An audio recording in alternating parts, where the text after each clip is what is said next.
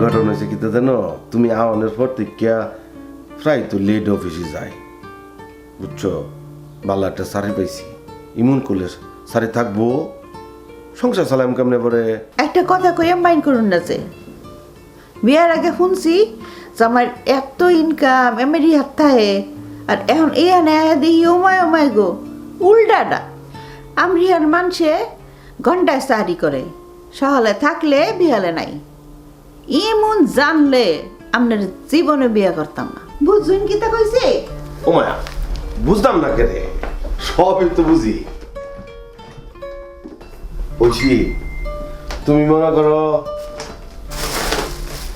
তোমার আব্বা তোমার আম্মা ছোট বোনটার দেখাশোনা করতা, সংসারে খরচ চালাইছো, এর লাগে তোমার বিয়ার বয়স পার হয়ে গেছে, বিয়েও করো নাই। সবচেয়ে বড় কথা কি জানো, তোমার মধ্যে মানবতা আর সততা আছে দেখে কিন্তু তোমার আমি শাদী করছি।